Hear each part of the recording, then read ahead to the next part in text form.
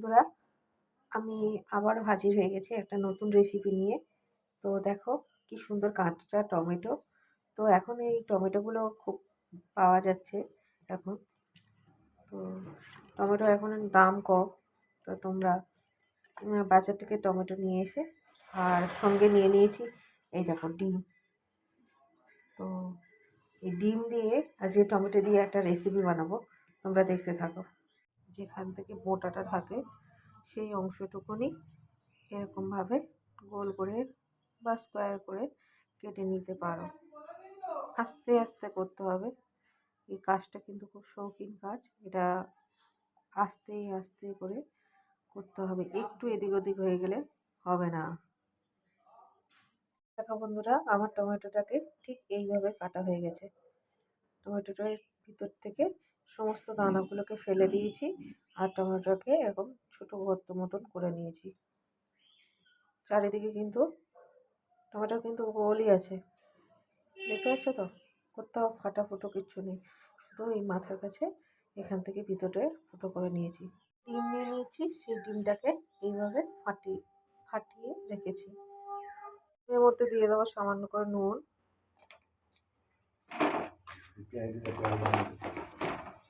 আমি ডিমের মধ্যে কাঁচা লঙ্কা, টমেটো, হলুদ, নুন এইগুলো দিয়ে দিয়েছি। এবার এটাকে ভালো করে মিক্সিং করে নেব।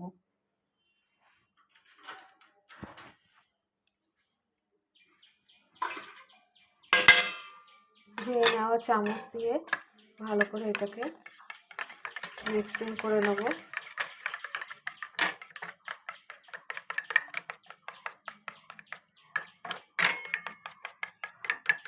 এইভাবে ডিমটা টমেটোর মধ্যে ভর্তি করে নিয়েছি। দুটো ডিমকে ঠিক এইভাবে টমেটোর দুটোকে সাজিয়ে নিয়েছি।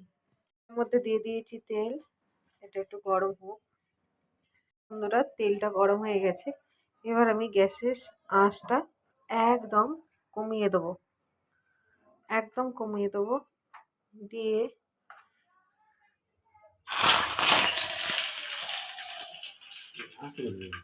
একদম তেলটা অনেকটা গরম হয়ে গেছিলো, সেই জন্য।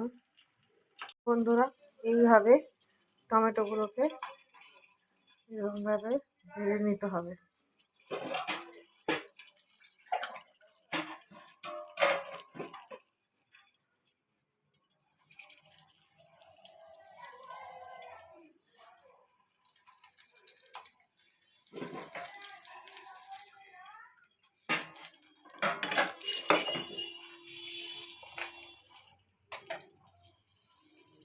দেখুন টমেটোটা অনেকটার মতোই ফুলে উঠেছে, কি সুন্দর বলের মতো না?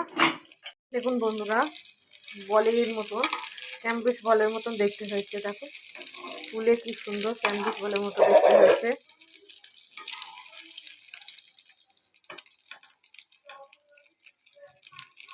বন্ধুরা, এইভাবে টমেটোটাকে আমি পুরো ভেজে নিয়েছি।